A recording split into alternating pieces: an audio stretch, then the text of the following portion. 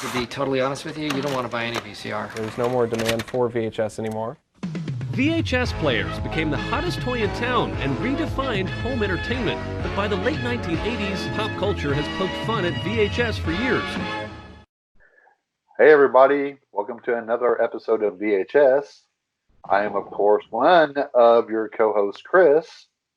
Joining me as always is Michael. Michael. Hey everyone. And of course we have the new guy, John. Hey everyone. New kid on the block. New kid on the block. Moved on in.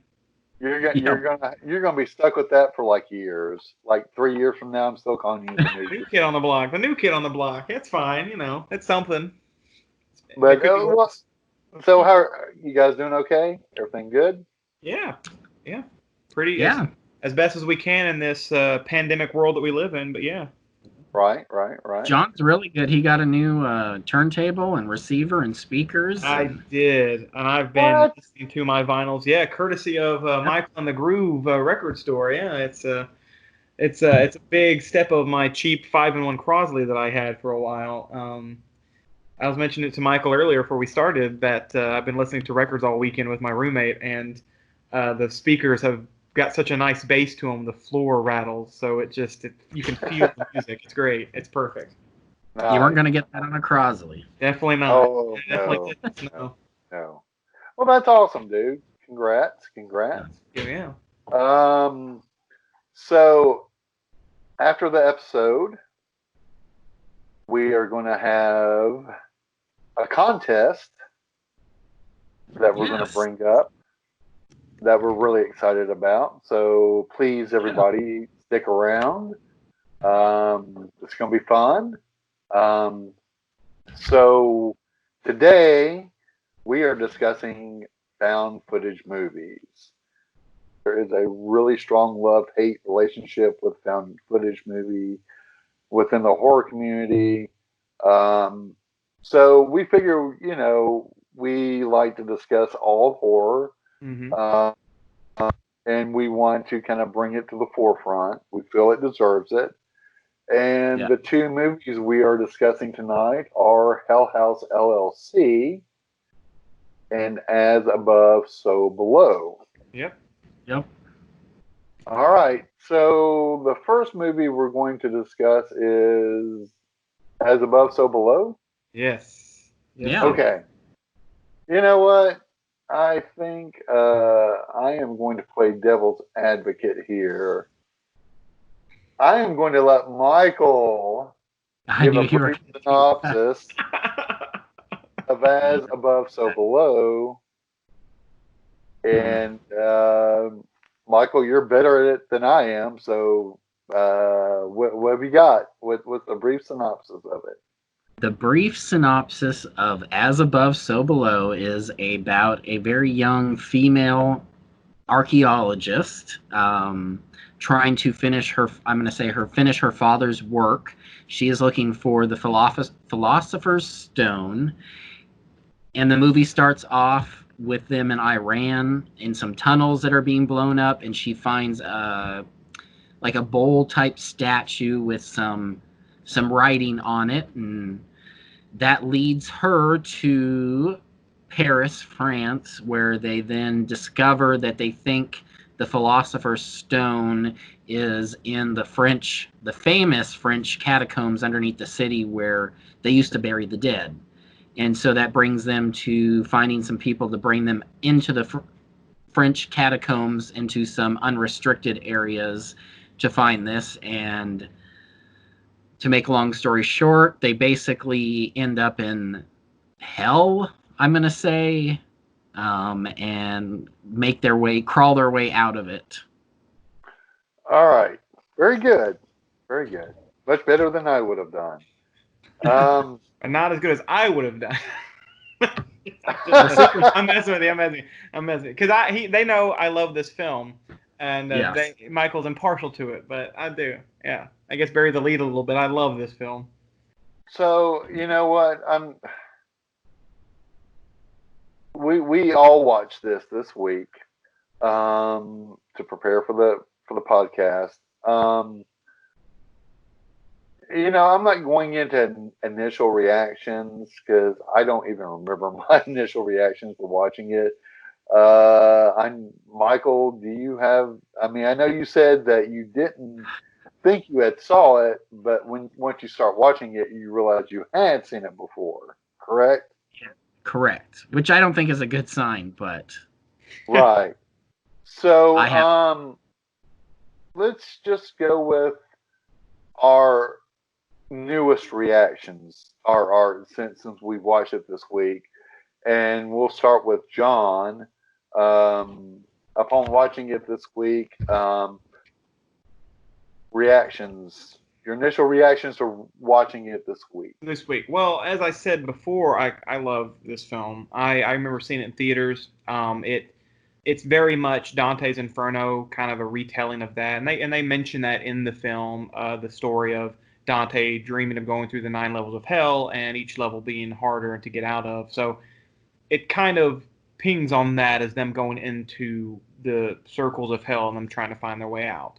But I loved the film. I thought it was great. Whenever we discussed doing this episode, I was excited that we chose, of all the found footage films that exist that have come out in the past like 20 years, that's one that I'm really excited that we picked because I love it. I watched it the other day without really realizing that's what I was watching it for was the podcast. I started it because it was on Netflix, and I sat down. I was like, "Oh, I love this film." I'll put it on, and then about 10 minutes in, I thought, "Oh, I'm technically doing research for the podcast that we're recording."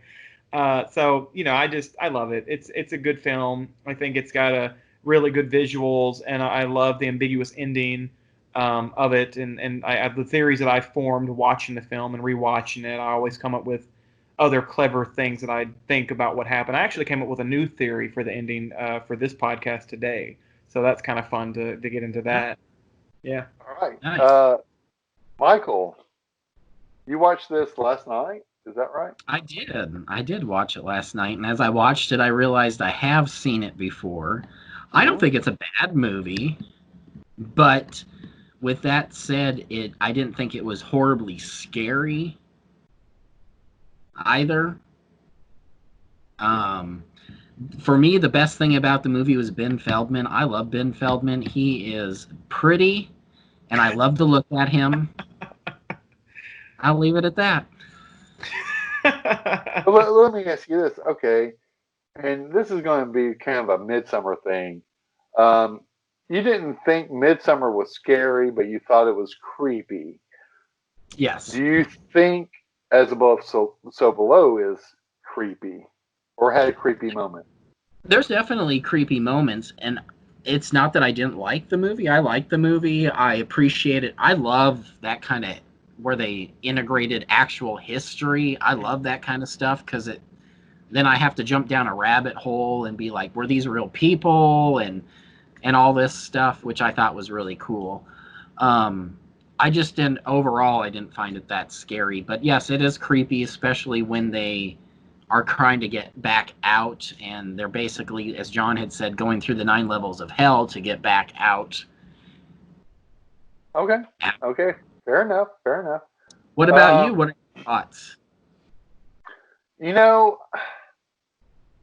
John leans in as I'm leaning because I'm curious to see what he says. right. Yeah. You know what? I've always enjoyed this movie. I really have. I thought the archaeology aspect of it was great. It was.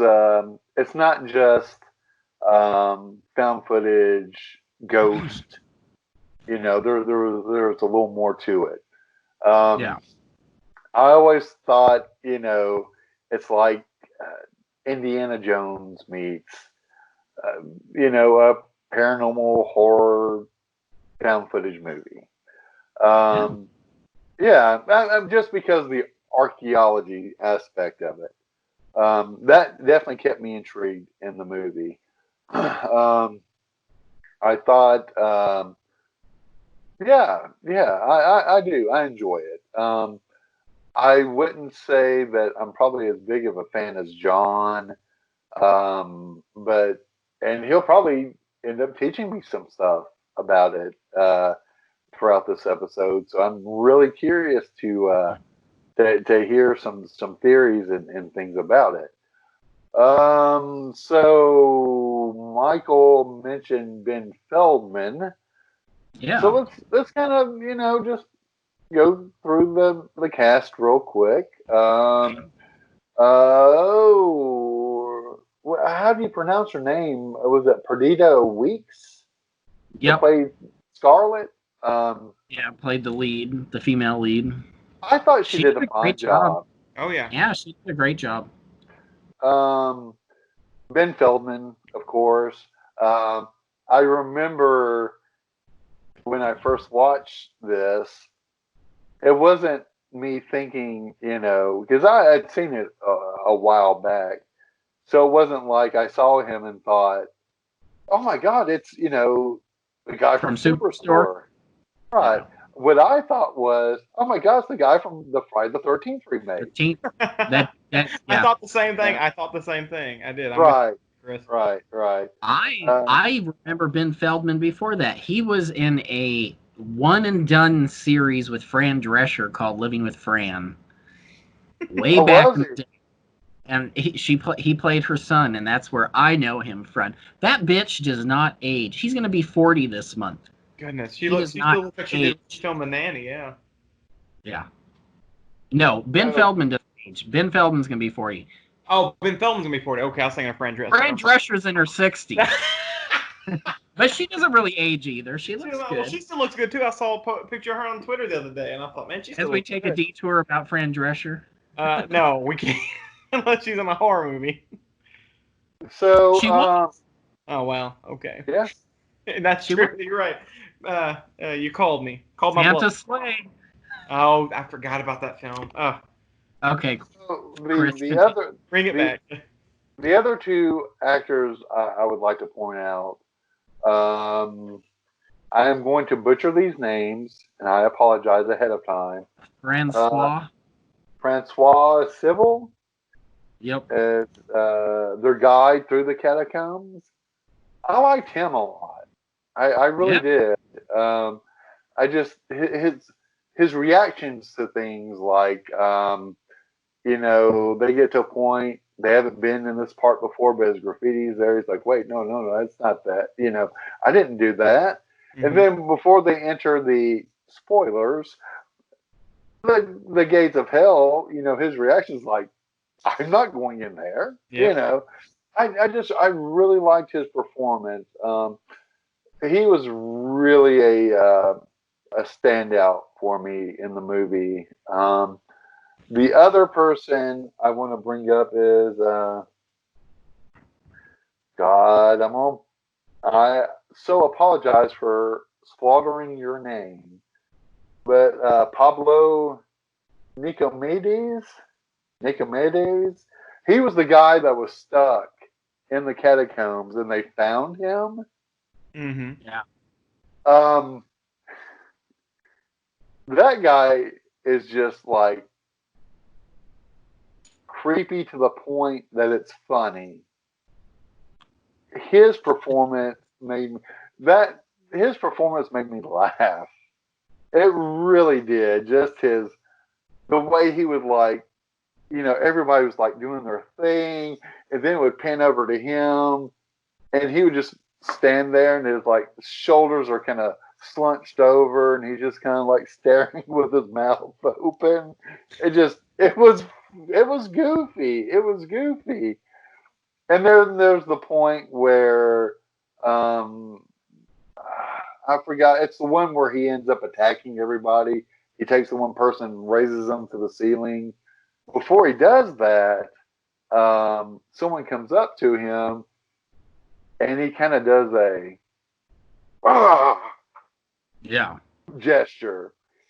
And it's just funny. His character almost takes me out of the movie because it's just comedic. I know it's not the intention. It really took me out of the movie. So do either of you guys have any thoughts on either of those characters, the guide, Francois, or the friend that was in the catacombs, Pablo? And we'll go with John. I mean, I like the characters. I can see why you thought he was comedic. Because I mean, yeah, when you get into it, some of the the way he reacts and some of the body language and stuff like that is humorous. But I guess for me, with films like that, I think when I really love a film, I kind of shut those comedic things out too much, and I just absorb what's happening. Because again, like I love Dante's Inferno. It's one of my favorite stories, tales, fables. Sure. It's, I love the fact when they entered hell, there was the Latin written above that little small opening that said, abandon all, hope all ye who enter here. So it's just very much, it was thriving on that love that I have those stories. So those characters, I thought they were great. I thought they fit well. I thought they were written and did their parts, what they were written for well. I loved when he was guiding them and tell them about all the history of everything and like, oh, here's this and here's this. It's cool. It's a fun little like unpacking of all these just little Easter eggs throughout the film. Like the Nicholas Flamel, and the Sorcerer's Stone. The Resurrection Stone, all that stuff. Like I love those little historic tidbits and things they kind of threaded together for the film. So for me, those characters I didn't ever feel like I was being taken out because of their performance. I thought they just kind of fit snugly in there and kind of did their justice as well as they could. And let me say again, I mean, Francois, like I said, Yeah. he was the standout performance of all of them. But Pablo was just, I don't know, it was kind of ridiculous. It's a little something, right? Yeah. So, Michael, do you have any thoughts on, Francois playing the guide, or Pablo, who was the guy that was trapped in the catacombs? Do you have any thoughts on either of those characters before we move on? Overall, I thought the acting was great. I enjoyed the acting with everyone. I thought they all did an excellent job. I don't have anything to add on top of what you guys said, but I do think the acting was really good. I'm sorry, Pablo was just, oh my goodness, it was funny. I'm sorry. I would be watching it, and I do like the movie, but again, I don't know, his performance. Go back and rewatch and just watch him. It almost seems out of place. I understand what they were going for, but maybe that was the point, that he was supposed to seem out of place because of his character itself. Yeah, it could have been because he's been to hell, and maybe you're onto something. He was a character out of hell, so Yeah. All right. So so we discussed the actors, and I know this is going to be John's favorite part. Let's dive into the story itself. So basically, the lead, Scarlett, is carrying on her father's work, correct? Right. Correct. Yeah. Where they're basically trying to find, or she's trying to find this, what is it referred to as? In the film, they refer to it as Flamel's Philosopher's Stone. So it's like, Right. like a common expression in America is the Sorcerer's Stone because of the Harry Potter films, but they changed it for the Harry Potter films because I don't think many American children would understand what a Philosopher's Stone was. So to make it sound more magic-y, they said Sorcerer's Stone. But yeah, the Philosopher's Stone, which is a magic, stone that's supposed to heal the dead and bring the dead back to life, and has all these magical qualities. And Nicholas Flamel is the guy who created it, basically. But she's trying to find that based on her father's work. Yeah. Right. And I just like the fact that she kind of explains that, it was a study on alchemy. Yeah. And things like that. Yeah, because it can also, I think it's one of its powers, it can also turn metal to gold as well. So that's part of, like, I think as an archaeologist and stuff like that, too, that's a big thing. Like, oh, this magical stone can turn anything into gold, just by touching it and stuff. Yeah. So, let's kind of jump ahead a little bit. So she, where are they at originally? Where is it in the cave? Iran. Thank you. Yeah, and that's where they find the bull, The Rose Key. the Rose Key. Right. With Which the is like inscription. the Rosetta Key, but Yep. for this story, yes. The Rosetta Stone, we'll say. Rosetta Stone. Rosetta Stone. Yeah. Oh, and the Rosetta Stone is a translation stone from the Egyptian times. Yep. So she finds the Rose Key in Iran. I was just talking about the Rosetta language thing, The app that you buy. yeah, which There you go. Okay. Okay. yeah, All right. the language program, yeah. We'll have to Yeah. cut all that out The because translator. neither of you got it. That's fine. That's fine. My Your jokes jokes are too sophisticated, Chris. They went right over. Right over my head. I was like, he's asking me a question. They're I'll just explain it to him. They're not too sophisticated. They're just not good, and that's fine. So they end up going to where do they go? Paris. She goes to Paris to look for Ben Feldman's character to help translate the Rose Key.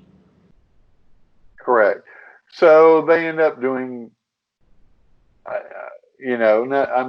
don't want to skim over, but kind of. So they do some Indiana Jones archaeology stuff and figure out what they need to know. Yeah. So they end up going with a tour group into the catacombs, and they run into a guy that leads them to the actor Pablo that's at the club to take them deeper into the catacombs. So here's my question, John. Okay.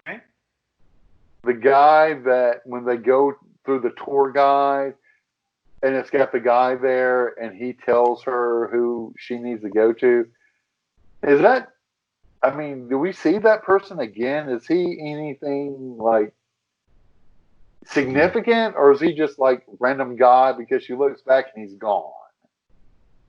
Do you know which scene I'm talking about? Yeah, I'm trying to remember if he does pop. I don't think he does. I don't think he pops up again. And Okay. I think that's kind of part of the allure that she's being like this. All of this kind of goes to her being alluded to, like pulling her to hell, kind of basically. So it's sure. The character might have been some kind of it's placed there as a spiritual guide to send her in the direction she's supposed to go. So I think that's what that character represents. But no, they don't pop up again. Okay. So I just want to make sure I didn't miss something with that.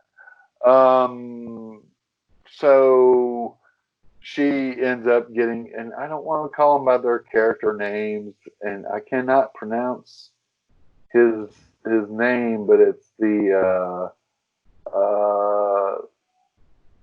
what is his name? Papillion? He's the guide. Yeah, Papillion, yeah. Yeah. Yeah. Yeah. Sorry, guys. I know I'm butchering these names. But anyway, so they end up getting into the catacombs. Ben's character, who's George, doesn't want to go, but he ends up getting trapped in there because the police show up, and I guess that part scared me. When the police attacked, and yeah, because that police officer came out of nowhere and tackled him. Yeah. Oh yeah. I think that's what this film excelled in for me is it's like you mentioned earlier that it's not scary, but I think there's a lot of things that.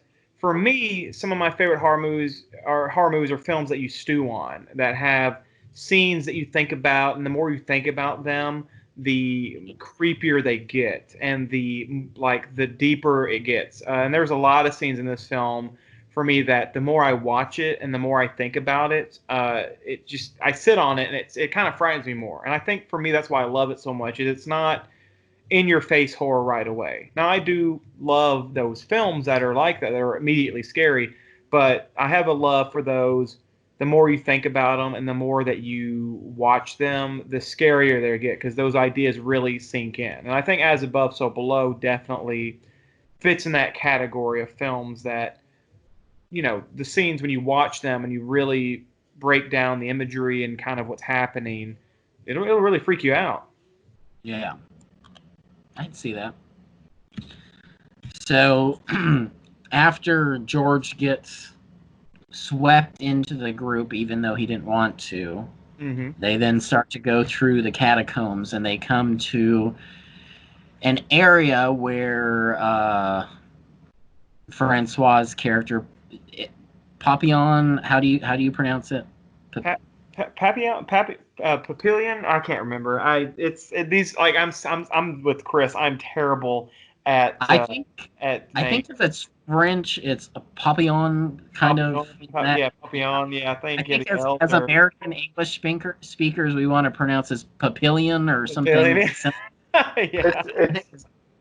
It's But anyway, Papillon.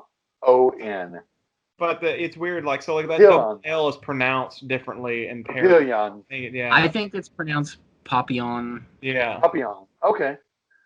So anyway, I'm sorry, Michael. Go ahead. So they come to an area, and he wants to go through this very low area full of bones, and she wants to go through an area that, like a doorway that's blocked. Right. Correct. And they kind of argue for a bit, and he says, no, you don't want to go that way. And that's where we first learn about Chris's favorite character, because his friend, how do they pronounce his name? Latope, Pablo's character. The mole is basically what it translates The to. mole Yeah. went through there, right. and no one had ever seen him since. So they then go through the bone area. I'm going to call it the bone area. They have to crawl through a bunch of bones. Yeah. Which, if you're claustrophobic, if you are a claustrophobic person, this movie will put you kind of like, make you a little sweaty, make you just on the edge a little bit, because it is very, very claustrophobic. Especially Benji's character, he really got a lot. He got a brunt of the claustrophobic scenes. Especially that scene when he gets stuck as they go through it, and then it starts to collapse on them. Yeah. Right.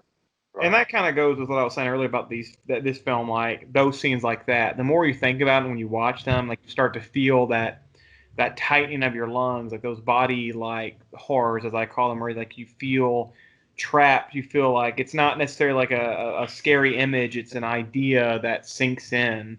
And this film, I think, any kind of exploration cave films like that really, if they're done well, can make you feel that claustrophobia. And As Above does that many times in this film, but that scene particularly, where they're climbing through that tunnel, even when I watched the other day, or the day, I was just thinking, man, like, get the heebie-jeebies. And I'm not the most claustrophobic person, but every once in a while, when you sit there and really think about it, you'll start to get that kind of tightening of your lungs feeling.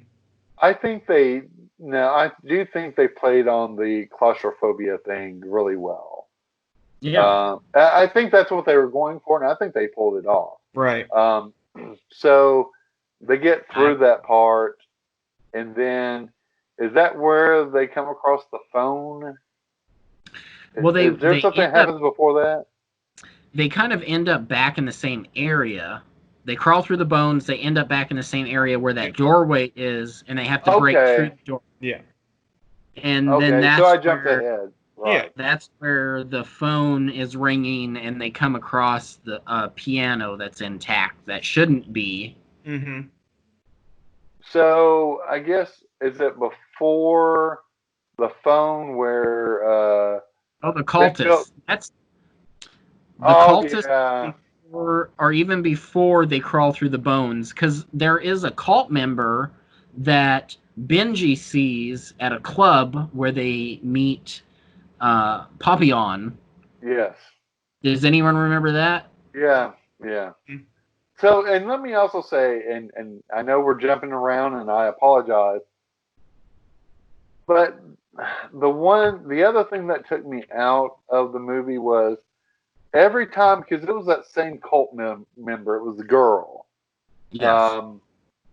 Every time they showed her, they had to play that satanic.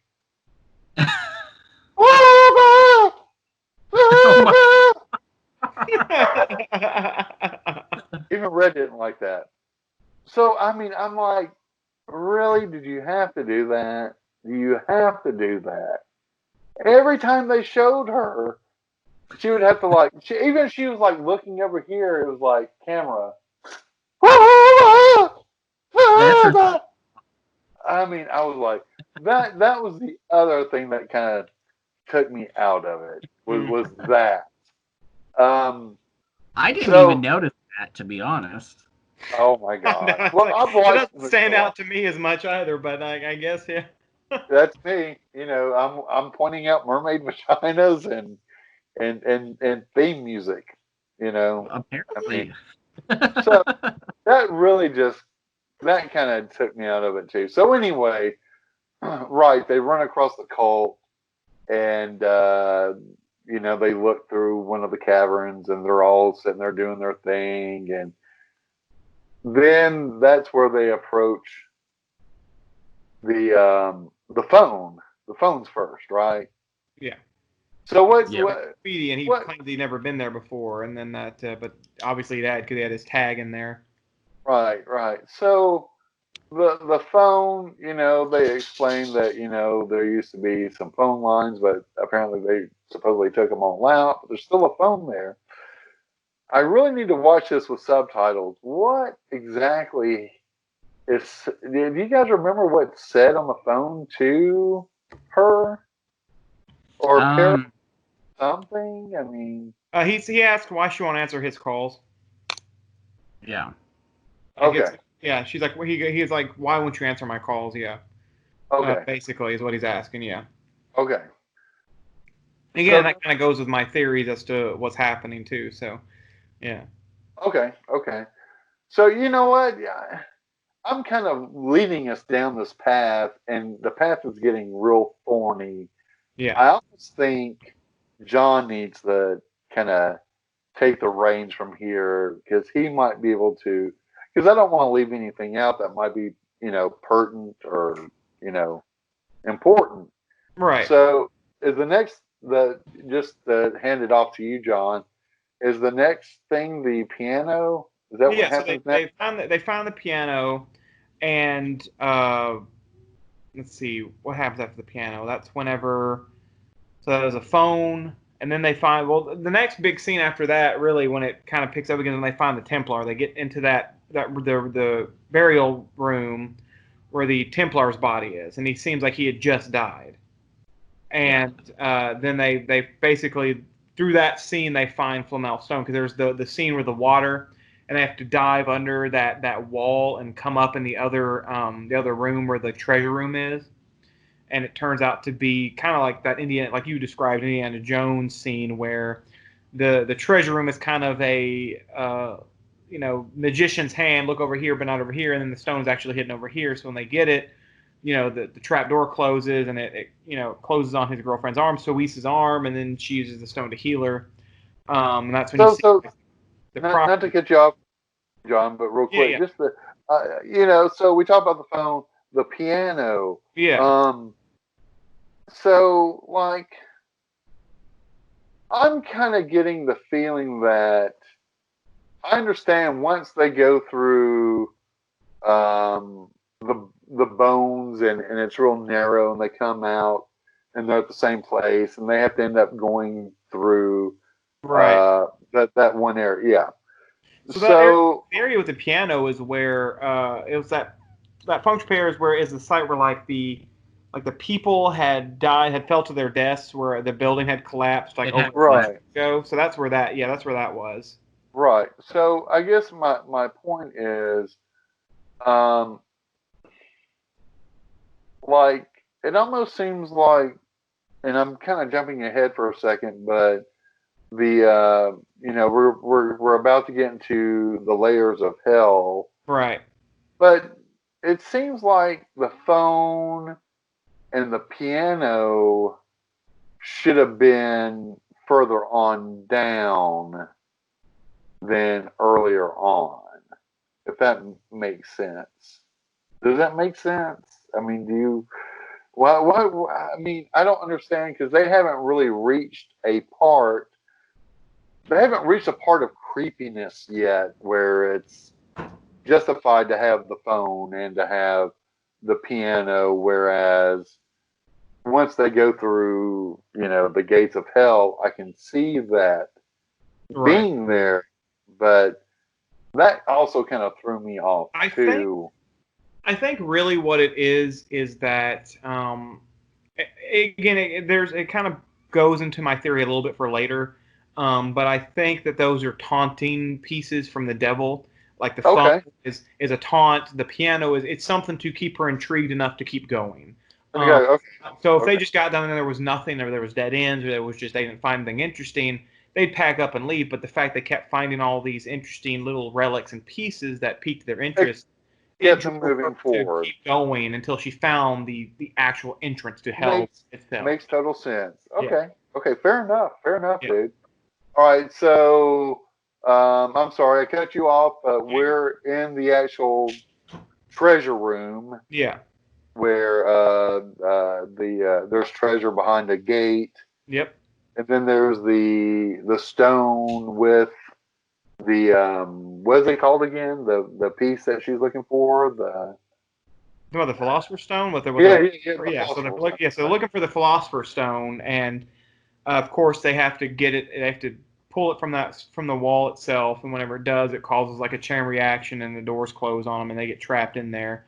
And then in that process, her arm gets injured, and that's when we learn that she tests the stone's properties and realizes that it actually heals her arm. She's like, "Oh, what happened?" And it's fine. Right. So again, like I love, and this again goes into my just mythology love of just like this isn't a horror thing, but I just love Greek, Roman mythology, all these old stories and tales. I think they're neat. So that they tied that in so seamlessly into this film, I loved. I think that's why I love this film.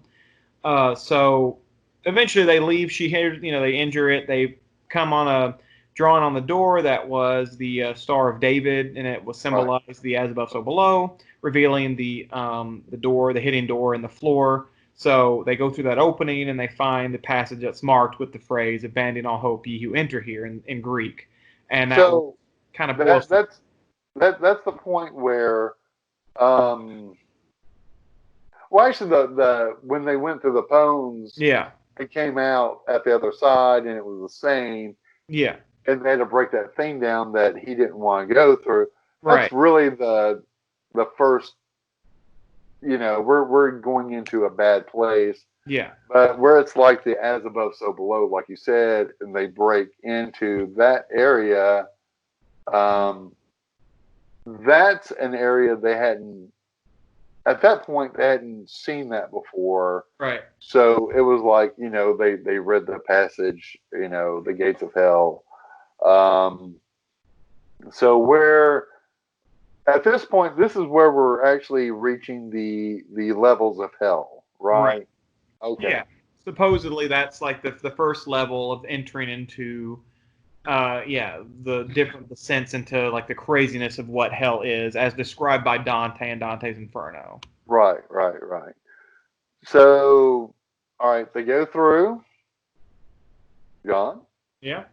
So, let's see. When I get through, So when I get through the tunnel, they crawl through the tunnel. They get to the dark reflection room where they left somehow. Yeah. So that's when they're trapped in there.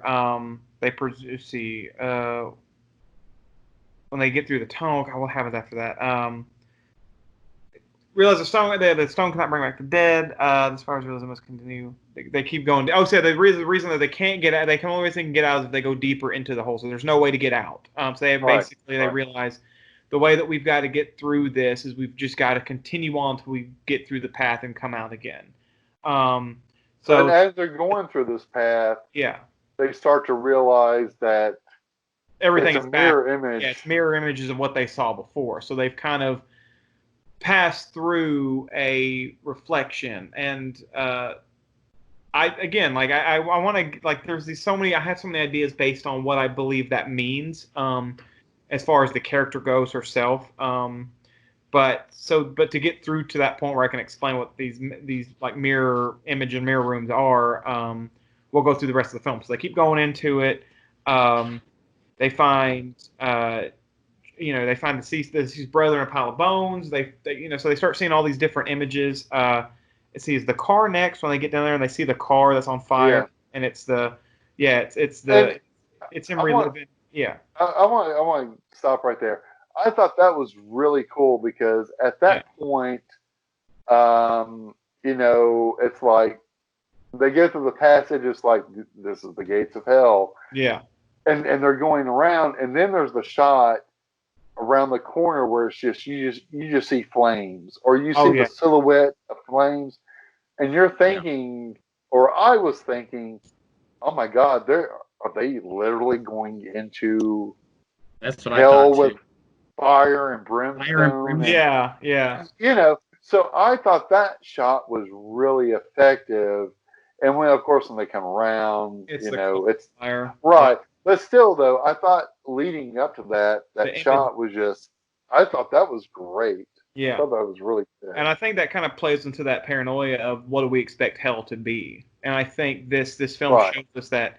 And I think that's what As Above really excels in, is hell is kind of what you make it. And that's kind of an idea that fire and brimstone is an interpretation of someone's hell.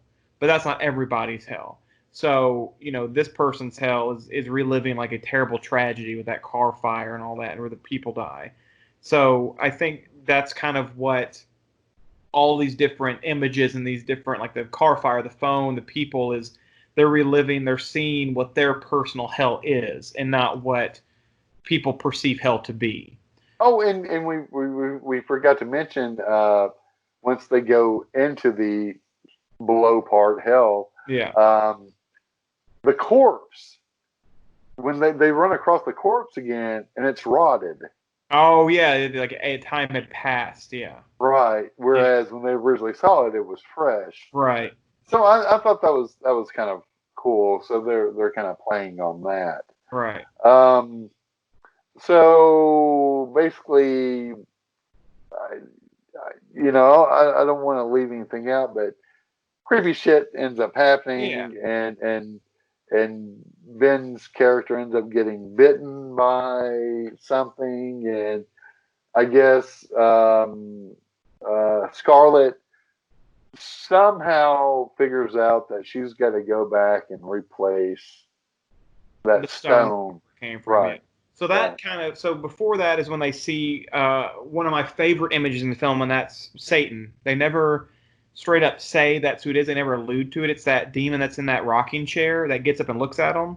In the black robe? Yeah, in the black robe with the deformed white face. So that is widely accepted. And I thought this when I saw the film, but when I saw like theories of people on it, I was confirmed. But that was the devil, like sitting in that rocking chair. That was the visual representation of Satan in hell.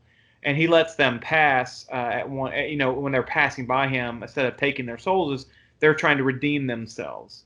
So it's just a very creepy image. I love that that's how they showed you what Satan looked like, is this robe cladded person in a chair waiting. But yeah, so she goes back, and this kind of is my response to like that, how the horror that builds over time the more you think about it. Whenever he's laying there and she's like, I'll be back, I gotta go put this stone back, and he's just laying there and she runs away in the darkness. That seemed to me, the more I think about it, friends, because you think about her, she's having to run through all those tunnels and go back through all of what she just saw before, and you don't know what she sees. They never really explain what she goes through, but that thought of him laying there in the dark in this tunnel, and she leaves him alone while she runs away. The more I think about that scene, the more I'm like, if I was in that situation, regardless of who I was, whether him or her, that's such a frightening thought of having to run through those tunnels alone to get back to where that first room was. And you can kind of tell as she's going back. I mean, it kind of shoots it pretty well to where she's running. You can kind of tell like what part she's going through and everything. So it's just it's horrific. It's those ideas of just that separation, isolation, and those horrible moments where you're alone really gets me. And this goes back to that cult earlier that's in the film. You see them multiple times, the hooded cult members. I don't think they're cult members. I think those are demons in hell. So like if the devil is represented as that person in the hood with the face, the rest of that cult is his demons that are just in hell. So when you see them, you're actually just seeing all of Satan's followers from, when he was a fallen angel. And that's how they're depicted. And that's kind of my theory as to what those people are. They're not actually people. They're manifesting themselves as something that we can perceive as these hooded figures. So, when they see them, they're surrounding that fire and kind of worshiping and all that stuff. So that's one of my theories of the film, is that they're not a cult. They're not a group of people. They're just demons living in the circles of hell, and they come across them. So they end up finding a way out. Yeah. And it's kind of weird because they're on the climb out, but then they fall up. Yeah. Right, they fall up. Yeah. So go ahead. Well, I was going to say my theory on that, and this is kind of what this kind of hits home for what I feel the entire film is that she was actually in hell the entire time. That my theory is that her father sold his soul to get the Philosopher's Stone, or he sold his child's soul to get it and survive. And because she died, and she's constantly circling the levels of hell, like it's one big circle. So whenever she leaves hell, she's back where she started, but it's backwards, So when she mirrors that world, when they come out and she's appearing upside down, and we're free, we're back in the streets where we were. It's a mirror image of what the first image is when they come out. So it's Paris backwards. So my theory is that she never left hell, that she's always in it, and she's always doomed to repeat this circle of going through and finding the stone and seeing all this stuff. That's why characters' bodies seemingly deteriorate over time, or they seem fresh, or which actually makes a lot of sense that you said that, because at the very end it goes back to her talking about doing archaeology. It's that first shot. So, right, it goes right back to it. So she's almost like in a loop of hell. Yeah, she's in a loop of hell. So she never, she was always in hell. Like her soul was sold so that her father could do this archaeology, or maybe he sold her soul so that he could escape hell. Maybe he entered hell, found the stone, and he gave his firstborn child so he could escape, that kind of thing. That's just a theory that I had in rewatching it. I kind of saw those elements of maybe that's not exactly it, but I think she ultimately was just always doomed to go through those circles, that she never escaped, that she was always in it. And that's another reason why my love for it grew, is that, we're watching her live through her own personal hell forever. Michael. Yes. Any thoughts on the movie altogether? Before we get into theories with John. He's already told us his theories. Oh no, I think he's got theories. You have more theories, John? Well, that's real. Well, actually, no. That's kind of more or less what my big one was. Is that the circle idea, the circle theory, and that the metaphor for the cult is demons and stuff like that. So we kind of hit on what my theories for the entire film was, as far as the big ones. But yeah. So to go into the production, it says, with permission from the French authorities, the film was shot in the real catacombs of Paris. Yeah. Yeah. There was very little props, as the actors had to use the environments around them. Production of the actual catacombs was difficult for the cast, and especially the crew, as there was no electricity or cell phone service in these century-old tunnels. Ben Feldman suffered from claustrophobia, and he had to keep taking breaks to cope with filming. Yep. So there you go. The film grossed $8.3 million in its opening weekend, finished in third place. As of November 4th, 2014, the film grossed $21.2 million in North America and $18.9 million in other territories, for a total gross of $40.1 million. We are looking at, budget was $5 million. It made them some money. Yep. I kind of sum it up as this is a glossy found footage movie. they had money, and you compare that to Paranormal Activity or Blair Witch, who did not have much money. This is a huge budget compared to those movies. Well, again, I think As Above, So Below came out in a time whenever that was the hit. It was hip to do found footage films. And so like Blair Witch in the early 2000s, those types of films, they were made because they were like, they're easy to film, they're cheap, we don't need a huge budget to create them. And then because the popularity of them, films like As Above and on, they can get money from a studio to pay and do all these cool things. And Legendary, this was Legendary. Yeah. And Universal's first movie together, so. And let's be fair, even though we're saying the budget was $5 million, the movie came out in 2014. Yeah. So, if you were to do Blair Witch or Paranormal Activity in 2014, could the budget been a little more? Maybe. I don't know. I think that would still be considered a small budget. I think overall it's a small budget, but when you compare it to other found footage films, it's not. Yeah. All right. Fair enough.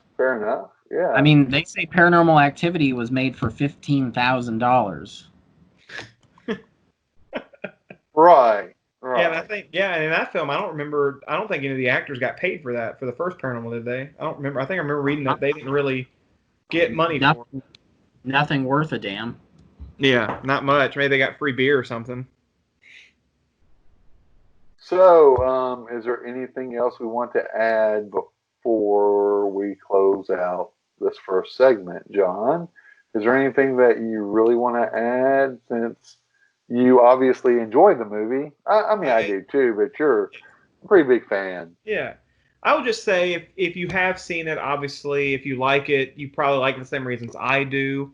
The visuals, the elements of horror that are lingering. I think that the characters were great. I thought the way they shot it wasn't too shaky. But if you haven't seen it, I say that if you're a history buff or you like mythology, Greek and Roman, or all of that kind of mythology type stories, I think this film really ties them in a nice little package for you. They're easily digestible. The history is actually real. The stories they tell are actually old stories, so it's not like they're making up a character. Nicholas Flamel was real. Obviously, the Philosopher's Stone was something that was created, or some story, but that's a real life story that's being told. So they didn't make the stone up for theatrics. Sure. So it's got a lot of good elements to it, and I think it's a great watch. It's one of my go-tos when I see it. Sometimes I'll sit down and be like, well, I'll watch that film now.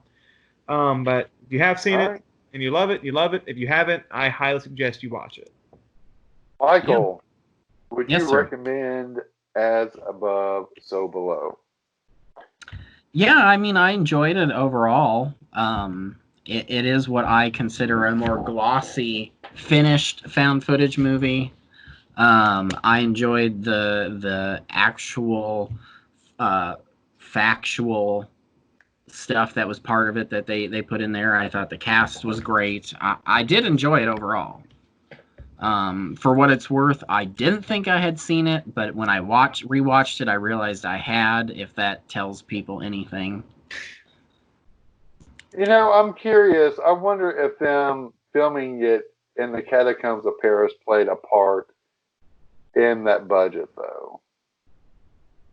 I mean, I think that because of what they were doing, they probably got more money to do it. I think because since the French government gave them permission to film there, the studio probably allowed them to bump up the money that they were asking for to film, because they probably, even though they gave them permission, I have a feeling they probably had to pay the Historical Society there.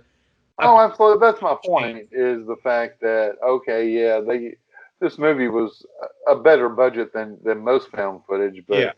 I wonder how much of that went to, the French authorities for filming in the actual catacombs. Right. I mean, and go ahead, John. I mean, Michael.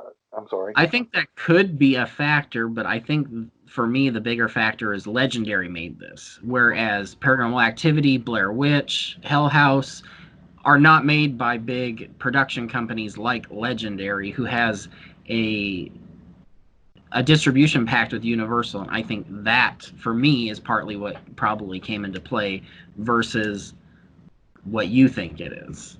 That's my opinion. Oh no! I'm with you. I understand what you're saying. I just, again, yeah. No, you're right. I mean, those were definitely more low budget movies. So yeah, no, I agree. I agree. All right. Well, I guess my opinion of the movie. Would I recommend it? Oh, John. You like this movie. You said it when we started. Oh, did I? Yeah. Well, maybe after his explanation, maybe I didn't. Maybe you changed my mind. After John's? Yeah. Yeah, maybe I'm thinking, you know what? It's not as good as I thought. He ruined it for me. I ruined No. it. Oh, No. No, I would definitely recommend it. Like I said, I just like the take of a found footage horror movie and doing something different with the story, with the archaeological aspect of the movie. I think that's what really intrigued me the most.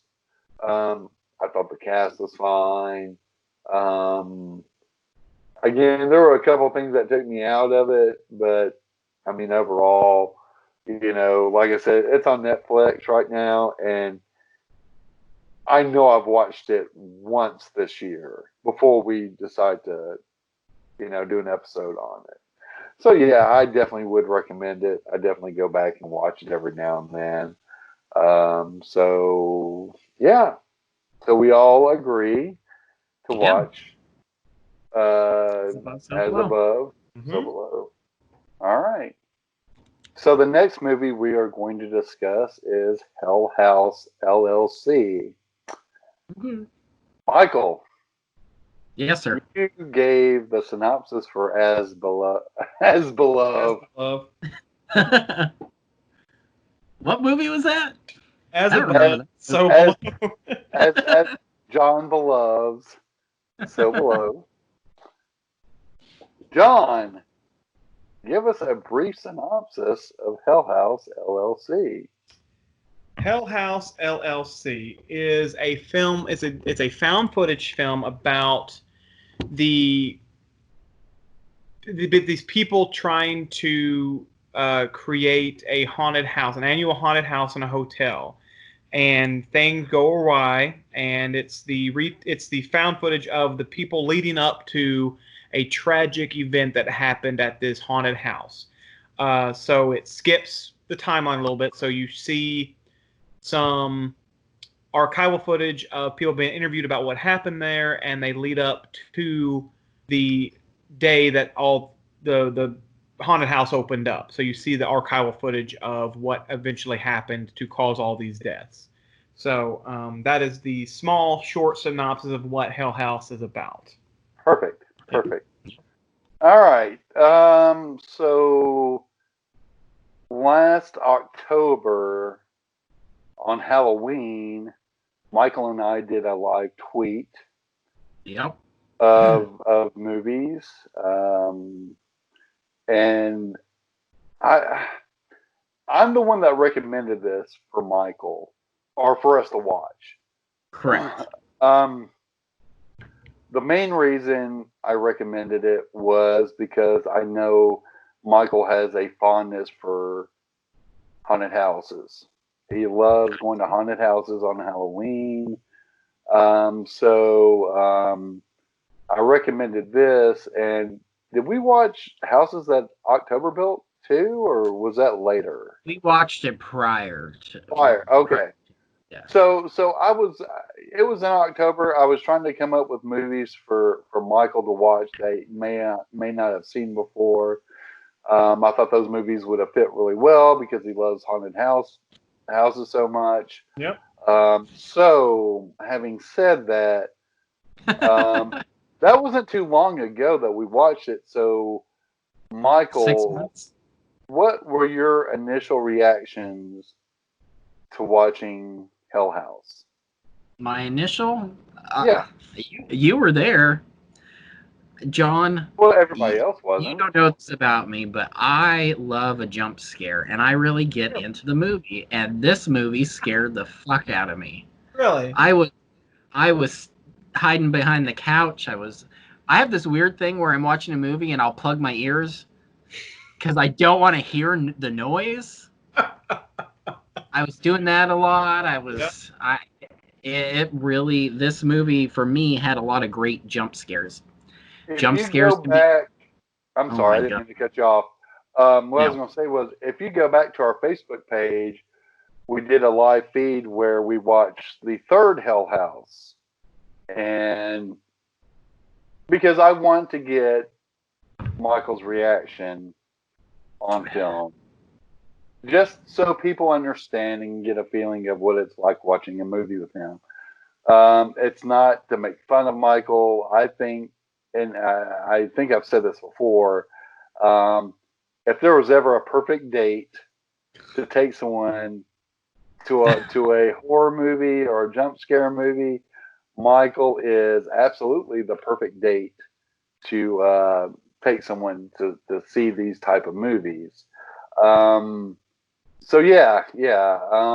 John, have you seen this movie before rewatching it? I had never seen it, and I was actually surprised to see that it had 2 sequels. Because I'd never heard of it until we discussed it for the podcast, and it's kind of surprising because I am a fan of found footage films. I like found footage and like anthology films like that. Like I love the VHS films. No relation to the podcast.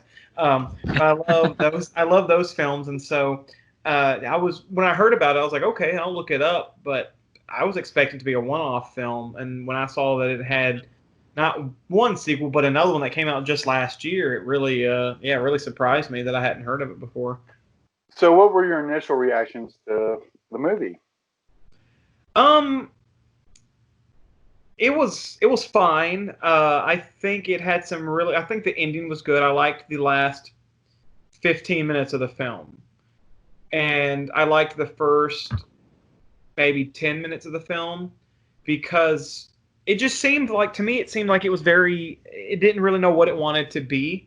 It didn't know if it wanted to be like a mockumentary film or it didn't want to be a found footage film. So it kind of just threw spaghetti at the wall and saw what stuck. And because of that, I felt and because of the jumping around of the timeline a little bit, it kind of threw me off. It wasn't very linear. So I liked it. I mean, I think it had some really good elements. I think it had a very good setup. I think the cast was well, and I liked the idea that it was a haunted house that something happened in.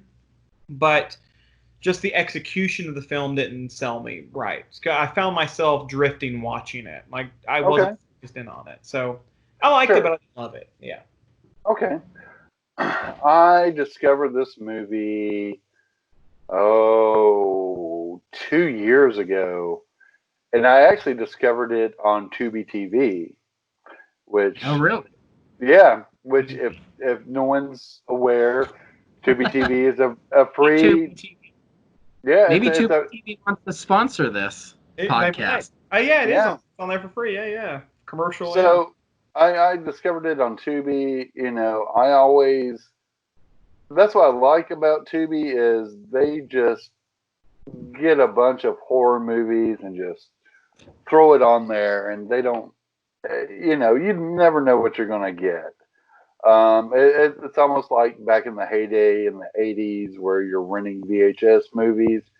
Yeah. You don't know if a movie's going to be good or not. I mean, yeah, you kind of had Fangoria you were reading, and you knew of certain movies, but not all.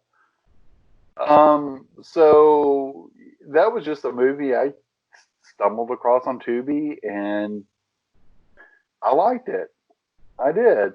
Didn't love it, but I did like it. I thought it was pretty good. I like the idea of haunted house where something was going on. Again, I thought it was a different take, kind of like As Above, So Below.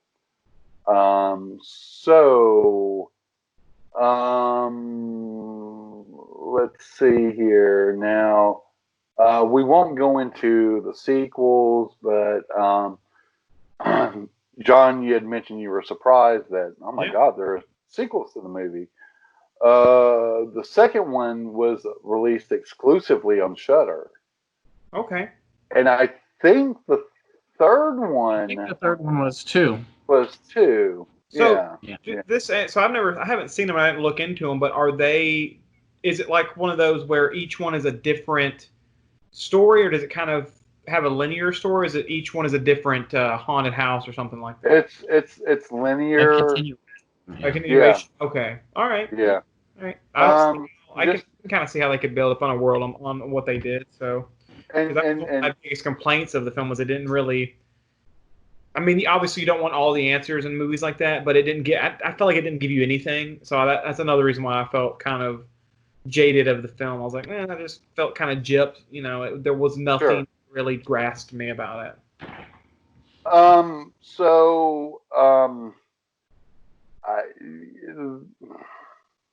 not going into the cast because I will say this.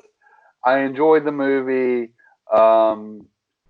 I don't really think there were any standout performances from anybody. I mean, they did fine. Michael, I mean, were there any standout performances from the cast or for you? No, or? I'm with you. I think they did fine, though. I mean, you can find some low-budget found footage and they're crap, but I think they did a good job overall. But there's no one in there that anyone's going to know. Yeah. I think that was a note that I made when I watched it, is that there wasn't like anybody in it that was well known, which to me that was one of the first things that kind of impressed me about it is, you know, when you watch these films, sometimes they have an actor that, you know, you recognize, like with, you know, As Above, So Below, there was somebody you recognized from something else. So I think with these found footage films, it really benefits them if they get actors that have been in nothing and no one recognizes. Absolutely. So like that's I think another reason why Paranormal Activity did so well is that they, you know, knowing who those people were. So Hell House definitely, the Hell House definitely had that same element of these are just normal people, which is a pro of this film in my opinion. Yeah. All right, so let's kind of dive into the movie a little bit. John had said that he kind of felt like he wasn't sure quite where the movie was going as far as like the tone, like I think you said just like throwing spaghetti on the wall and seeing what sticks. Yeah, right. Which is an old phrase that I found myself using a lot lately. Right. So I kind of like that it's a basically they use the fact of the group is recording kind of like the behind the scenes antics that are going on, but then you have like the news footage of the aftermath kind of mixed in with it. Right. I kind of like that part of it. Michael, what did you think of I enjoyed it because to me it's kind of a found footage inside of a documentary is what this is, because it starts off as a documentary and then the found footage comes into play and then the documentary comes back in throughout, but then that's what you get at the end is this found footage documentary. I enjoyed it. I thought it was different. So I mean, there's not really like As Above, So Below definitely had more of a story to it, I felt. Yeah. Than Hell House. And that's not putting down Hell House, but it definitely had more layers to it. So can't really, or I don't know, Michael, you want to kind of go over some bullet points in the plot of the movie that maybe, you know, we should bring up? that happen throughout the movie? I think the main point of the movie is it starts off as a documentary. Mm-hmm. They are filming this documentary is so many years after the aftermath of Hell House LLC, haunted house at Abaddon Hotel, and then who is supposed to be the only survivor of Hell House LLC shows up, and no one's heard from her for years, with what is then the found footage of behind the scenes of them creating Hell House LLC. Right. And I think that's, for me, where the real story kicks in, especially the jump scares. Right. And I think that, again, this is one of those things that horror fans are divided on, not only with found footage movies, but found footage movies, for the most part, are known for jump scares. Mm-hmm. So, John, was there anything creepy or anything was there anything you liked about it that was scary? There was definitely things in it that I liked. Like there were shots where the film would, and this goes into like when it was in the found footage portion of the film, where the cameras would glitch out and you would see that hooded masked figure, skull-faced figure in the background, or they were in the corner of a room, so stuff like that I find scary, and I liked how they sprinkled that throughout. Subtle things like, a prop's head moving and stuff like that. There's the scene in the end where a clown's head moves and they're trying to figure out, they're freaking out about it. So I liked little elements sprinkled out through that. Those, Sure. For me, found footage films thrive. Some of my favorite parts of them are the parts that are not necessarily the jump scares. Why I do appreciate jump scares. I think jump scares are, and this isn't a dig at you, Michael, but I think jump scares are a very cheap, fast, flash in the pan scare. Like it's easy to make people scared with a jump scare because it's in your face, it's quick. If your tension is high, that's an easy button to push, especially if it builds it. So I think when it's something that's a background scare, like something like, the camera pans and you just happen to see the silhouette of a person in the background, or the camera freezes on someone's face and you didn't realize it was there. Those kind of scares to me are the most frightening ones. Whenever you realize the characters don't see something that's there. Yeah. So that is the things I loved about the film. Those sprinkled throughout it. Yeah. So, but before I get with Michael and bring out the biggest thing with Michael in this movie, and we can go into the whole jump scare thing on another episode, but the kind of you mentioned, John, about jump scares. Right. All I want to say is that John Carpenter's original Halloween, Michael Myers comes out of the cabinet or the closet, and you've got the stinger that hits, and he kills Bob and stabs him in the kitchen, and he's just hanging there. That's a jump scare. Yeah. So, again, I'm not attacking you personally over this. I just want to bring it up in general that the whole jump scare thing, although is used a lot more in found footage movies, it's not like they weren't used before. Well, and I'm not saying that they were not used before. I just think that found footage in horror movies abuse that now. Like, okay, fair enough. Yeah, a good classic jump scare when it's done right. I love, and I'm not saying that I hate them entirely. I just think that films rely too heavily on them these days. I think there are some horror films that just every scare is a jump scare, and it kind of is draining when you watch a film and every single shot like that. I agree.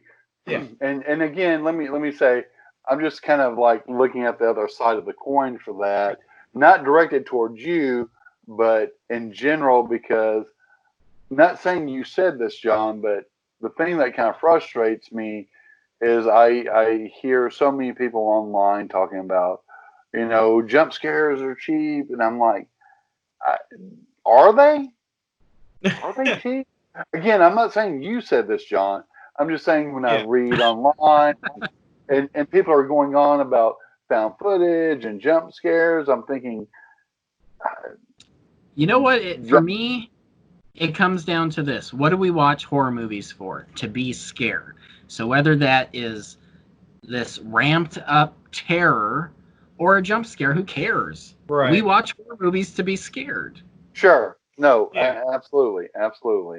All right, Michael, let's talk about your favorite part of the movie. God.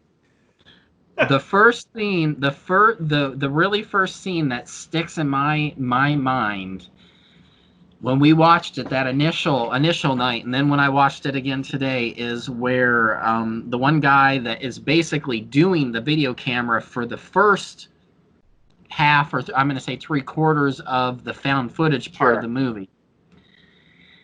He is going through the hotel. It's pretty much set up. They're a few weeks out, and he runs into the guy, the friend of his, on the couch and talks to him. And he says, "Oh, everyone, is out right now. I'm the only one here." So he keeps going through the hotel, and he gets to the fucking basement, and that fucking clown is there. The stairs at the top of the the clown is looking down the stairs, and he says, "Hey, what are you looking at?" And so he pans the camera down the stairs and looks down the stairs, and then he brings the camera back, and the fucking clown is looking at him. The head's turned.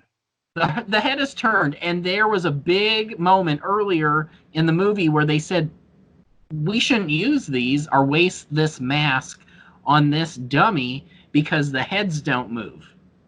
Yeah. Right. And here this fucking head is moved. So to me, that right there is a prime example of something that I love about the film too. I love stuff like that. Like that's the kind of thing that really stands out to me too.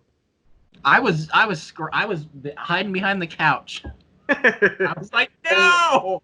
And the thing is, that's not your typical. That's not a jump scare. Right. That's just a scare. A good scare. Right. Yeah. Because he thought at that point that it was his friend, and then he goes back out and sees the one friend talking to the other friend, and he's like, "What the fuck?" And then they go back downstairs, and the clown's laying on the ground with the other two clowns. Yeah. No. Yeah. And they go to move the head, and the head doesn't move. Yeah. No. Yeah. Yeah. No. So I would say that was probably the highlight creepiness of the movie for me too. That just it's a subtle thing. It's not. There's not a loud noise, and it's just a subtle little thing that happened. Yeah. So John, go ahead, Michael. I think what was creepy for me is how he played it, though, because he thought it was his friend, and us as the audience that's watching it is like, no, that's not your fucking friend. Yeah, don't go in there. Yeah. Yeah. And that's why it creeped me out. So, John, were there any creepy scenes? I mean, was that scene? Would you say that really? I mean, I know we kind of hit on it really hard, but yeah, that scene right there is a prime example of something that I really liked. That really frightened me. There was a shot early in the film where they're walking through the camera. I think it's one of the first real camera glitches where it like pans across like a room, a door, like across, and in the room there's a window, and the natural light's coming through the window. And it kind of freeze frames for a second on like a silhouette of someone standing in that room. Right. And it's not a long scene. It's not a very particularly stand out scene. But to me, that's the kind of stuff that is scary to me. Those small little things that are peppered throughout. You're like, oh, there's something here, and they don't know. They don't see it. We see it. Like those kind of things I always love in films like the shots where the characters aren't necessarily aware that something's scary. Prime example of that, Halloween, the first one, Jamie Lee Curtis thinks that Michael Myers is dead and he rises up behind her. Or in Salem's Lot, whenever they're in that, there's that door and the light bulb is swinging and like the body is like person's crawling in the background. So those types of things in film Right. always frighten me out. Whenever you know it's scary, but the character doesn't. And this film did have plenty of those throughout, like little small, subtle shots that are scary to us as the audience that I liked. Yeah. I think. What about you, Chris? Is there a scene that, besides that clown scene, that sticks out for you? I like the fact that you had the one guy that would he was sitting next to the at the piano and sitting next to the dummy, and he was playing that little musical thing. Music number, yeah. Yeah, I like the fact that they used that later. Yeah. Where it was playing and they went down and nobody was there. I like that part. I thought that was kind of creepy too. I have a list of all the parts that got me. He has a list of all the parts. Yeah. I do. Before you get to your list, John, was there any other standout scene that really kind of got you or anything? That really got me. I mean, again, like the ending of the film, some of those shots, especially like the last, I think it was within like the last 5 minutes of the film, really. That scene of, I guess if I'm there, I guess I'll go explain it. Whenever she's on the ground and the character basically beats her to death with the camera. And she falls down in front of it, and then she gets dragged away. You don't see what drags. You hear the footsteps, and you see her body get dragged away. And then he picks up that broken, I guess it's from the camera, that broken, whatever it is, that sharp object, and slits his throat and slides down. That kind of shot scared me because you didn't see what walked up. You didn't see, there was very, like you see one frame, basically. And in that frame, a lot is happening, but you don't see it. So, and this kind of goes into a lot of horror directors of what your mind creates is more terrifying than what I can show you. So that scene scared me. I like that scene a lot. I thought that was very well shot and very well executed in the film. Michael. Yes, sir. Would you like to go into your list of creepy scenes for this movie? Well, this is in chronological order of the film. So we already talked about the clown in the stairwell leading to the basement. Right. Yeah. The next scene that really got me is where they're testing out the lights, particularly the strobe lights in a room scene, and one of the guys is in there recording it as they're testing it, and all of a sudden you start seeing this other creep, as I think they called it, in the scene, and one scene he's in there, then the next he's not, then he's closer, and then he's farther. That scene really creeped me out. Yeah. Right. Yeah. Of course, they talk about how the first week there's no electricity, so they don't spend the night at the hotel. Right. After they get electricity at the hotel, they do spend the night. They sleep upstairs. There was one night where they woke up and they go out into the little landing way and they pan the camera down, and that fucking clown is standing on the stairs. Right. And then, of course, they find Sarah. They go downstairs. They're going to put the clown away, and they find Sarah talking to herself. Yeah. And then the clown disappears. That one scared the crap out of me.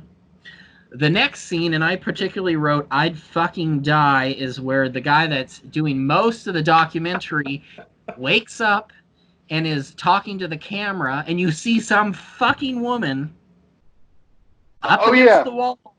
Right. And he's just talking away like there's no one there. And I'm like, there's some fucking crazy woman in there with you. And then he finally realizes it, and I would die because I like that scene where he goes under the cover covers, and then he looks, and it's closer. I just want to. I want to watch this film with you, Michael, because I feel like I would have a better appreciation for the film just seeing your reaction to the film. Oh yeah, But there's also another, and Mike, I don't mean to cut you off. You may have this down, but there's also the scene where he's recording before that happened. Oh, and that person comes in.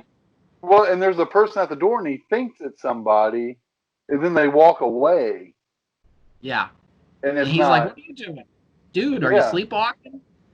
Right. And I don't think that was any of them, because that person had curly hair, if you noticed. Right. And I don't think. And I think that's what's scary to me is, as John had mentioned and I had mentioned, is it's scarier to me when they don't realize that they should be fucking scared. Yeah.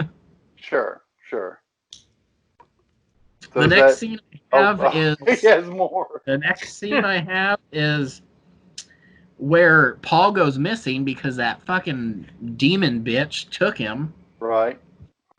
And they call Paul, and the phone answers, and it's some demonic screaming. That one got me. The next one is where they wake up in the middle of the night and the piano's playing.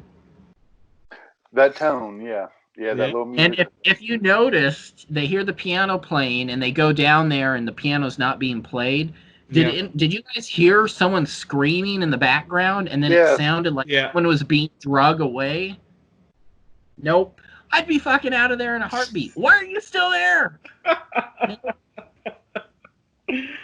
That's the piano being played in an empty house or in a house, and then someone shows up and there's not there. That's a trope that I love in films. Like, I know it's used a lot. That's a haunted house movie. Yeah. It happens in haunted house movies all the time, but I love it every time. It just that's something that, as cliche as it is, I think it's a scary thing.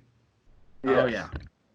This movie got me so much, and then of course, again, they wake up in the middle of the night after the piano playing, and they go downstairs, and they're looking for Paul because Paul's missing at this point. Right. The one guy goes back. I think Logan goes to the back, and the other guy is holding the camera. Logan goes into the walk-in cooler, and Logan looks at the fucking clowns, and they're all fucking facing him. Enough at this point where it freaks him out, and they both jump in the walk-in, and they come out, and the clowns are facing a different direction, and that's where they find Paul. Nope, I'd be out. I would be out. For me, those are the standout moments. I mean, I like the end, but it's all those little moments that lead up to the ending that scare the crap out of me. Absolutely. Like, to the point, like, I'm like, I get, as a business owner, I get why Alex was like trying to ignore all this because he has money on the line. He's trying to run a business. I'd be fucking out of there in a heartbeat. Nope. Yeah. All right. So, Chris, I have one other thing for you. Here's another standout for me as I was watching it. I'm curious to know if you guys remember this scene, but it was in the beginning of the movie, and they are talking about previous haunted houses. Mm-hmm. And all of a sudden they talk about how a group of Disney princesses come into the house, into one of the former haunted houses. Yeah. And one of the guys makes the comment that his nickname is Puss Slayer. I thought of you. Wait, thought of me? Oh, Chris? Yep. Oh, good. Why did you think of me? Because in the Killer Clowns episode, you had mentioned that you were a misogynistic whore.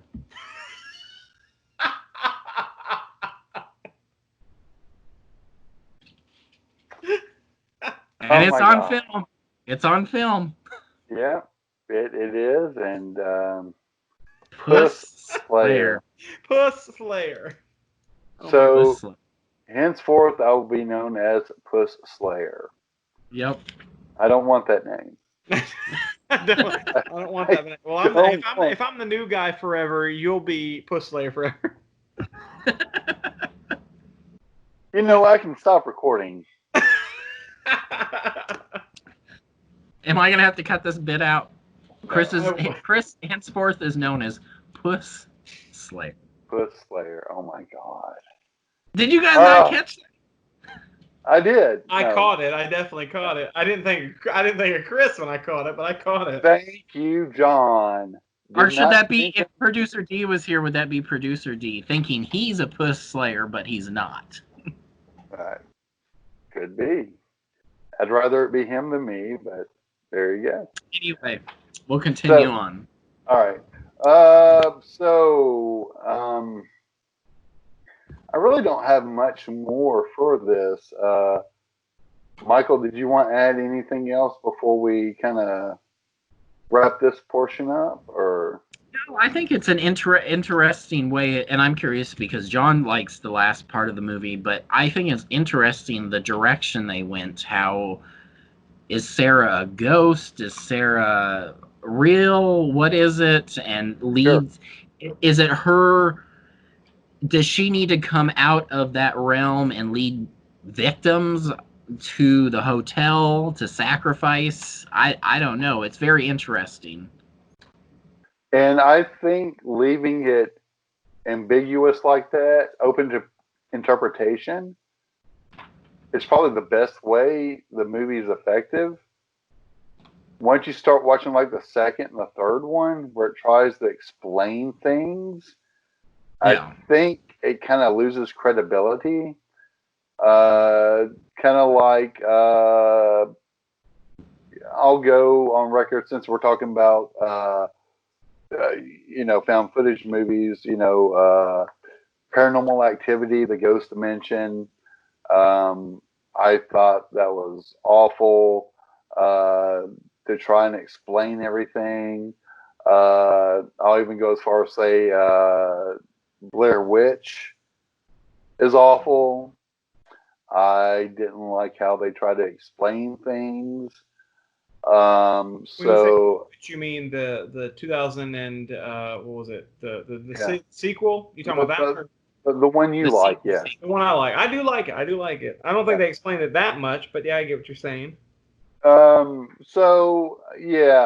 just think Hell House as a standalone movie is much more effective. Once you get into the sequels, it kind of the second one, I think it tries to be ambiguous like the first one, but it's still trying to answer some questions. And then by the time you get to the third one, it's flat out trying to lay out the mythology for you. I think one day when I get it edited, Midsummer, that we discussed that the reason that movie is effective is because you don't have an explanation of the history of the cult. You're just along for the ride. So, Michael, you've already said it, but let's kind of wrap it up. Would you recommend Hell House LLC? I would. If you're a fan of found footage, if you're a fan of haunted houses, if you're a fan of documentary style found footage, I think that you will enjoy this movie. I think there's some great scares in this. For me, it scared me more than As Above, So Below did. I also appreciate that they were trying to do something different on a much smaller budget as well. So yes. Fair enough. John, honest opinion time, buddy. Honest opinion. Come on. So would I recommend it? Personally, I don't think I'll watch it again. I think especially, I definitely won't watch the sequels because I do agree with you, Chris. I feel like it's better as a one-off, no explanation as to what's going on. For me, I just think it tried to be a lot of things at once and didn't commit to one idea. If you want to be a documentary found footage, do that. If you want to be just a simple found footage, do that. But trying to be all of that at once is what really like kind of took me away from it, because there were very story beats that changed for me. But if you're a fan of that style, like you're a huge fan of found footage, you may like it. You may enjoy it. So you may be like on Michael's team, where you just enjoy that style and those small subtle things that it may win you over. So I guess this is kind of a non-answer. I don't personally approve of it and recommend it, but I can see how some people would enjoy it. So that's kind of my non-answer answer for your question. I'm gonna answer for you. You don't recommend it. I don't. In a story. I guess In a story. I'm trying to keep it broad because I mean, obviously, I mean, again, I didn't, but yeah. and no, that's totally fine. I would recommend it. I think if you like found footage, I think if you like going to haunted houses and being scared, how could you not like it? I don't see how you couldn't enjoy this movie. We have a contest. Ooh. We have a contest. Woohoo. Contest time. Contest time. We've So- never done a contest before. We have not. This is our first. This was something that Michael mentioned to me about wanting to do, and I thought was a great idea. Yeah. He's the one heading this up. So, Michael, I would love to turn it over to you and to let people know about the contest, what the prize is, and what people can do to enter. So the prize, the big prize, is going to be an original soundtrack vinyl recording of The Bride of Reanimator. It's a 2 LP colored vinyl. Richard Band did the music. If anyone watching this probably knows who Richard Band is, but here is a view of the actual vinyl. It's sealed. It's brand new. But the winner of this contest will receive this. We're going to mail it to you free of charge. And all you have to do... Go ahead. I'm going to cut you off, but could you hold it up and maybe zoom in on the hype sticker? What is it? Scoot, scoot, scoot, scoot. Keep going, keep going, keep going, keep going. Nope. There you go. There you go. All right. Ooh, first Original motion picture. Go ahead. Go ahead. Original motion picture. Picture soundtrack. Go ahead. 2 LP, 180 gram colored vinyl. First time on vinyl. What color vinyl is it, Michael? Do we know? I don't remember. I think it's like kind of a greenish color. I can tell you in a second. Have either of you seen Bride of Reanimator? Oh, sure. Yeah. My cousin is in it. My cousin, Jeffrey Combs. Really? Huh. I did not know He's that. not my cousin. I mean, I would have believed it. Like, I mean, I know. We have the same last name, so I like to pretend maybe he might be my cousin. You never know. You sold it so believably too, so I was like, well, maybe so. I mean, that's kind of cool. Yeah, it's just kind of a green swirly vinyl. We're gonna call it green swirl vinyl. Green vinyl. Yep. That is the sequel to Reanimator. But and what do people need to do to enter the contest? So after you watch or listen to this podcast, go to either Facebook, Twitter, or Instagram. Go to a post that is a picture from this movie, and in the comments, tag a friend that you think would be interested as well as you in winning this vinyl. Now, the kicker with this giveaway is you have unlimited entries, but you have to, in each comment, only tag one friend. So if you think you have 10 friends that are interested in this, you do 10 comments with each different friend. unlimited entries, and it goes across all three: Facebook, Twitter, and Instagram. Okay. There you go. And how long are we going to be doing this for? How long do 2 people have weeks. to enter? 2 weeks from the release of this podcast. 2 weeks. We will announce the winner on our podcast, and we will announce it on social media. So be sure to enter. Be sure to follow Michael's rules. I don't know anything about social media, guys. I really don't. I mean, I post stuff on Twitter. I post stuff on Facebook, but enter. I mean, this is, I guess, a common thing. Yeah. So let's do it. It's simple. This is unlimited entries. All you have to do is tag a friend. Awesome. Tag a friend. Tag a friend. So I could technically enter and tag John for a chance to win. No. Oh man, I was gonna say, can I enter and tag you guys? Right, that's what I was thinking. So we can't enter. No, if you work for the company, you are ineligible to enter. God. So that means 'Cause I don't John's. have it. That means Chris is out. That means producer D is out. Man. Maybe even our guests, Jared and Michael Firestein, they might be out too. Well, this blows because I don't own Your that. your family could enter. Justice could enter. Hey. John's roommate could enter and give it to my roommate enter. Yeah, that's what we're gonna do. You got to do this for me. Yep. Get Justice on social media. There's no hidden agenda behind this. You just enter. You don't have to pay any costs. We'll ship it to you for free. But hopefully, come October, 6 months down the road, we'll have another contest. Yeah, we hope to make this a semi-regular thing. Yeah. And maybe at that point, maybe at Halloween, I can bring one of my horror characters out to present you your prize. I don't know. If you live in Nashville, I'd do that.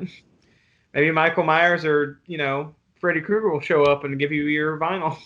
Maybe the prize will be a date with John dressed as Michael Myers. I would do it. That should be something you should look forward to. If this all goes off, another contest, a date with a character of your choosing that I can do. Is there stipulations? Does it have to be a girl though?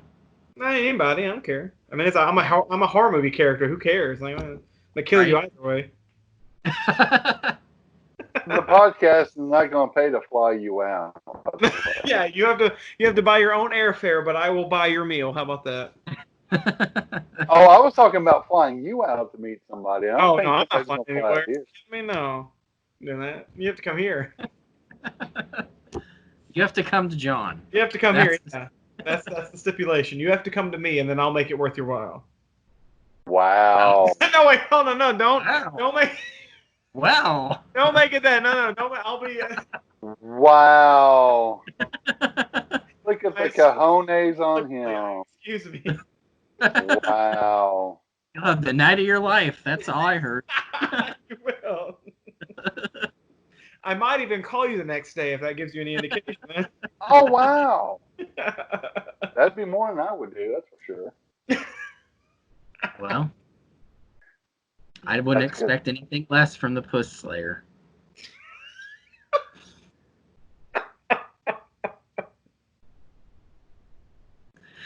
Oh.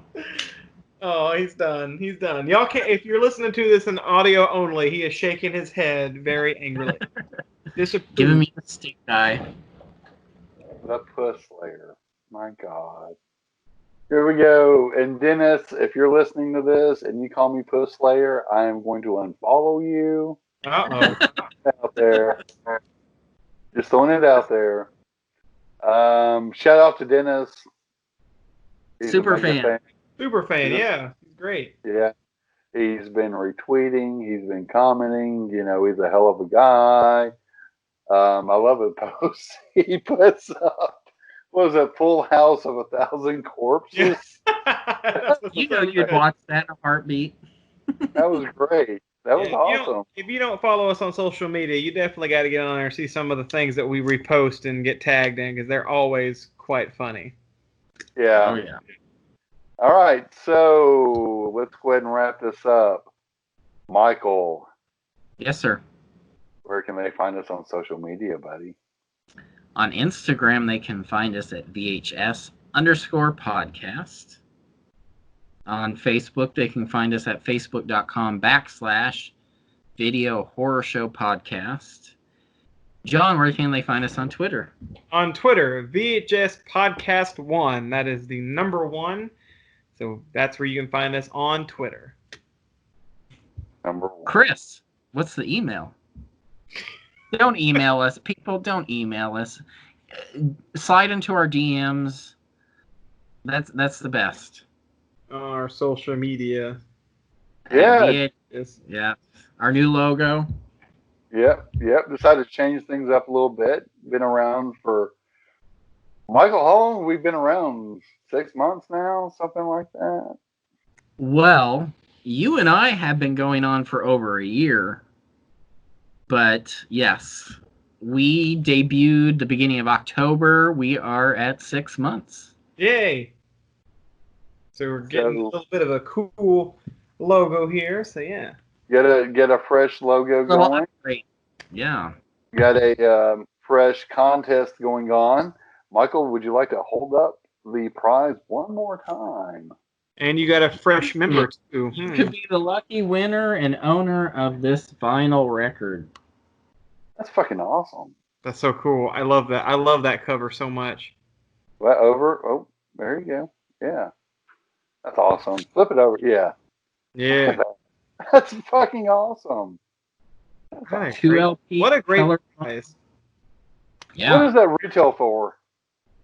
35 bucks. $35. Oh my god. See, if I want that, and I do, I might have to pay the Groove to get that because he's not going to give it to me.